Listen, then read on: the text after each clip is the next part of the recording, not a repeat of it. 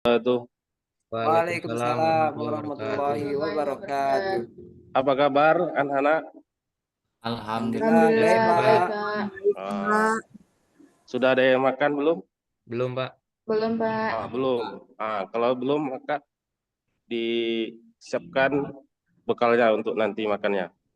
Siap. Siapa? Ya Pak. Jadi hari ini kita mempelajari tentang jenazah. Ah, jenazah. Jadi jenazah itu merupakan kehidupan manusia, ya. Nah, saya ingin bertanya sama anak-anak semua, apa itu pengertian dari jenazah? Orang Jenazah meninggal itu Pak. Orang yang sudah meninggal orang yang sudah Pak. meninggal Pak. Orang yang meninggal Pak. Meninggal. Iya. Orang yang sudah meninggal. Yang lain? Makhluk hidup yang meninggal, Pak. Nah, kalau yang meninggal itu kan orang yang sudah tidak bernyawa lah lagi. Jadi jenazah itu merupakan yang tidak ada lagi nyawa. Jadi di sini kita ada lagi selanjutnya itu silakan kalian mencarikan tentang ayat Al-Quran yang jenazah. Ada yang bisa?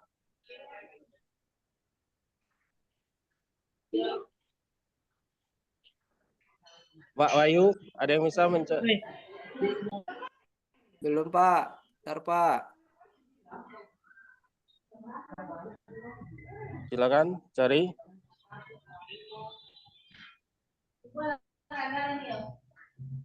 Sudah ada yang ketemu? Silakan cari di HP atau di Google, silakan. Ya. Kemudian kalian artikan apa tujuan ayat tersebut. Nah,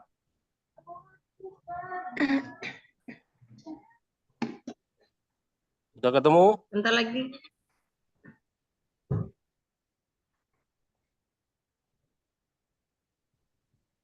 Di Al-Qur'an Pak, di surat hadis, Pak. At-Taubah Di ayat hadis. 84 Surah Pak.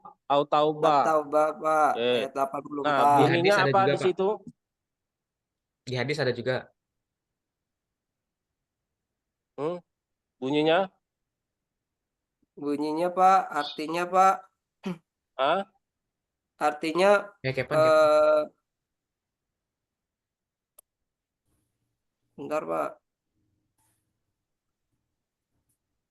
Hadis, Pak. Saya yang ketemu hadis, Pak. Hadisnya apa? Ini Pak, dari hadis Abdurrahman? Bukhari Muslim. Siapa yang mengurus jenazah sampai mensolatkannya, maka baginya pahala sebesar 1 gunung emas. Nah, itu Pak. Nah, yang Al-Qur'annya? Al-Qur'annya belum ketemu, Pak. Kami baru hadis saja. Bentar Pak. Pak Wahyu?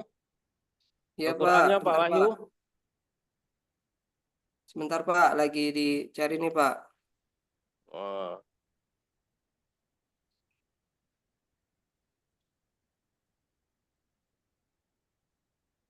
Oke ya, bismillahirrahmanirrahim. Wala tusalli ala ahadim minhum mata abada wala taqum ala qabri innahum kafaru billahi wa rasulih wa matu wa hum fasiqun. Artinya, dan janganlah kamu sekali-kali menyembahyangkan jenazah seorang yang mati di antara mereka. Dan janganlah kamu berdiri atau mendoakan di kuburnya. Sungguhnya mereka telah kafir kepada Allah dan Rasul-Nya. Dan mereka mati dalam keadaan fasik, Pak. Itu. Jadi, tujuan dari ayat itu sebutkan. Apa tujuan ayat tersebut, Pak Wahyu? Dari tujuan ini, kita tidak boleh memandikan jenazah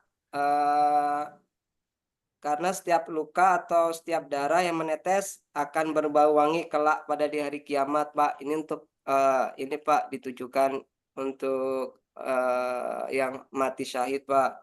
Terus barang siapa yang menyaksikan jenazah hingga menyolatkan, maka ia akan mendapatkan pahala sebesar 1 kiroat. Dan barang siapa yang menyaksikan atau melayat jenazah hingga di kuburan, maka ia akan mendapatkan pahala besar 2 kiroat.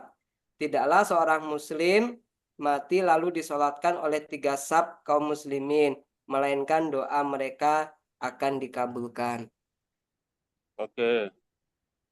Nah, di situ kita sudah tahu kan, ada Al-Qur'annya, ada hadisnya. Jadi kita harus ya berpegang teguh tentang Quran dan hadis. Nah, selebih dari itu kita tidak boleh.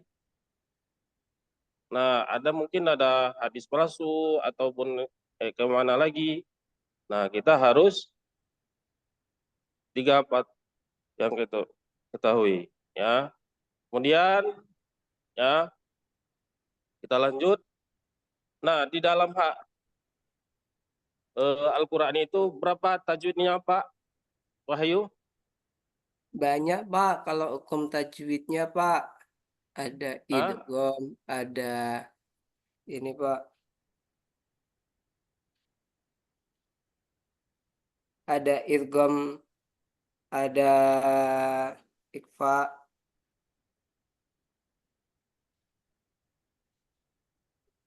Ayo.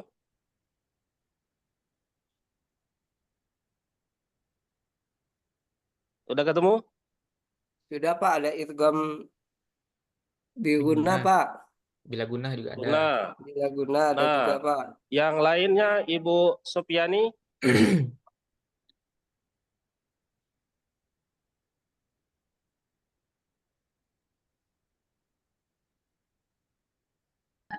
Saya nggak tahu, Pak. Oh, nggak tahu ya. Ya, Oke. Yang nggak tahu kita mesti belajar. Karena ilmu belajar. tajwid itu lebih penting. Karena tajwid itu merupakan untuk belajar Al-Quran. Karena kita belajari Al-Quran itu mesti ada tajwidnya. Kalau tidak ada tajwidnya, kita akan jadi bermasalah. Baik itu artinya, baik cara bacanya. Kalau salah arti, salah baca, maka salah artinya. Ya. Oke, kita lanjut. Berikut ini.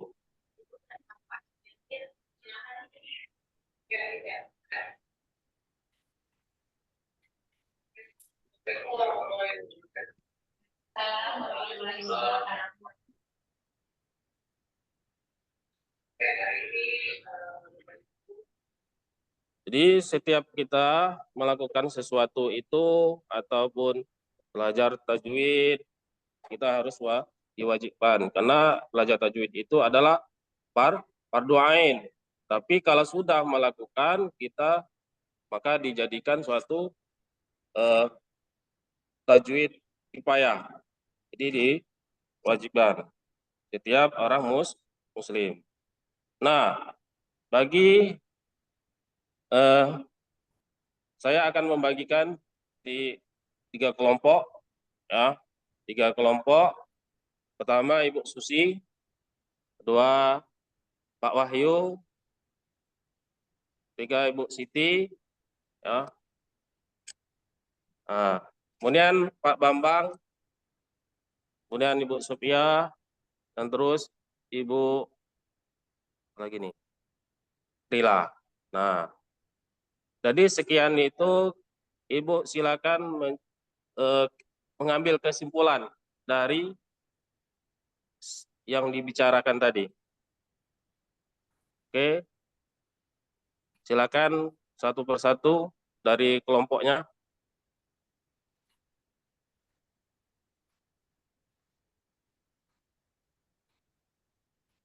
Sudah ada? Ambil kesimpulannya.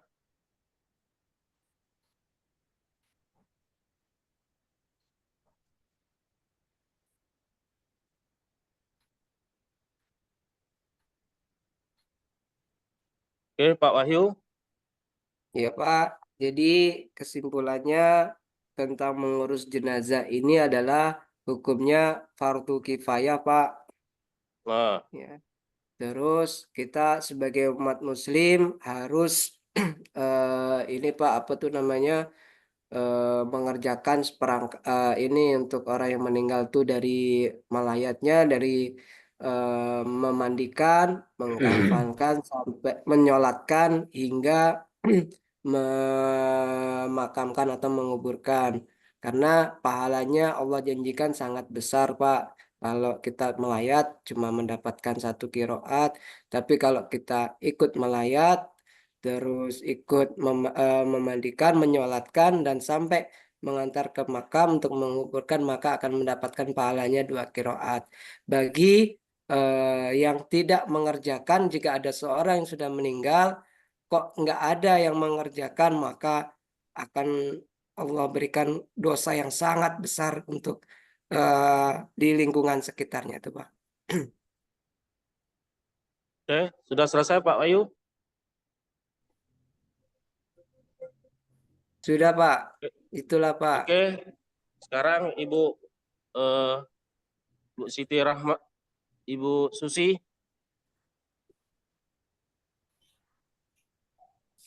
Kesimpulannya, Pak, penyelenggaraan jenazah dalam Islam adalah proses pengurusan jenazah yang terdiri dari 4 tahap. Yang pertama, memandikan, mengkafani, menyolatkan, dan menguburkan. Hukum penyelenggaraan jenazah ini adalah fardu kifayah. Apabila dikerjakan oleh 1 orang, maka yang lain terbebaskan, Pak. Oke. Selanjutnya Pak Bambang.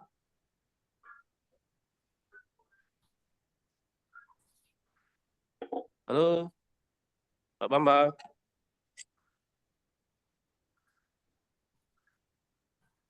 Halo, Pak Bambang. Lagi tidur ya?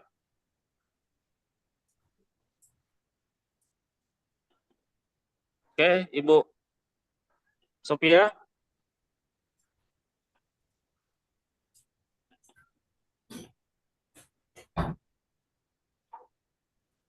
Ada Bapak Bambangnya? Ada Pak, bentar Pak, lagi buang hajat barusan Pak. Aduh, permisi dulu lah buat hajatnya. Jangan Ya kabur-kabur maaf aja. Pak. Pak, Oke, siapa? lanjut Pak Bambang. Baik. Kesimpulan dari saya Pak tadi itu mengenai sholat jenazah. Jenazah adalah seorang yang sudah meninggal dunia, yang mana diwajibkan bagi orang yang masih hidup untuk mengurusinya dari sejak memandikan sampai mengkafani dan menyolatkan bahkan sampai menguburkan. Dan hukum bagi orang yang mengurus jenazah itu adalah fardu kifayah. Itu aja Pak. Oke. Jadi, nah, setiap itu ya sudah selesai, materinya sudah selesai, penjelasannya sudah selesai, kita kembali ke soal. Nah, dari soal setiap Bapak Ibu harus bisa menjawab. Nah, atau disebut dengan kuis, ya. Nah, di sini saya pertanyakan tentang sholat jenazah, ya. Sholat apa yang tidak pakai ruku? Jenazah Pak. Sholat Sholat jenazah Pak. Sholat jenazah. Oke. Apakah berapa takbirnya di situ? Ayo, yang bisa menjawab?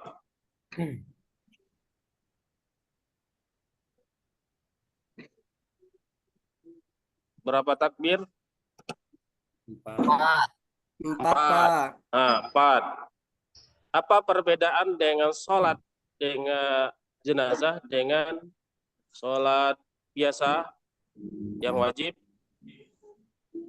Ayo, yang bisa menjawab. Pak, Ya, Sholat biasa pakai ruku, Pak. mau pakai ruku. Ya, sholat Terus jenazah tidak pakai ruku. Cuma ada nah, 4 takbir. oh takbir. Persamaannya sholat jenazah dengan sholat biasa itu apa? Sama-sama membaca niat, Pak. Oh, sama-sama baca nih Ya, niat, sama-sama baca salam. baca salam. Terus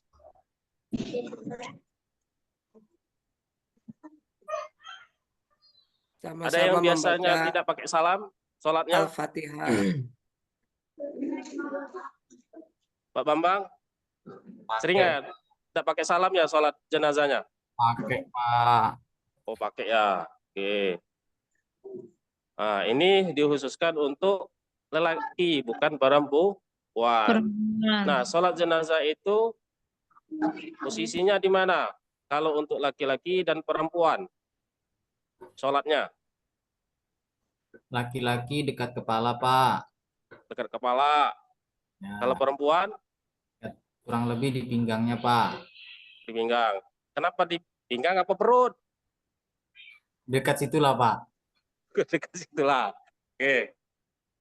Nah, kenapa dia disuruh laki-laki itu di kepala, perempuan di Waktu pinggang? Apa menyebabnya? Kayaknya derajatnya lah Pak. Tergantung ke derajat. Derajat perempuan di mana? Di bawah laki-laki Pak. Ayo. Memang laki-laki di bawah, Pak Muhajir, waktu di Pak ataslah perempuan. Ya. Jadi masuk di sini laki-laki itu kan namanya pemikirannya. Ya. Pemikirannya, akalnya. Karena akal perempuan dan laki-laki itu berbeda. Waktu habis. Kemudian perempuan, kenapa di perut atau di rahim? Karena di situ dia tempat melahirkan bayi kita. Maka diumuliahkan di situ. Nah, itulah penyebabnya. Oke, hari ini cukup sekian dan terima kasih. Mudah-mudahan ada manfaat bagi kita semua. Ya, baik itu dari Bapak atau Ibu-ibu, ya, mudah-mudahan ada manfaat. Akhirul salam. Wassalamualaikum warahmatullahi wabarakatuh. Waalaikumsalam Waalaikumsalam. warahmatullahi wabarakatuh. Ya, selanjutnya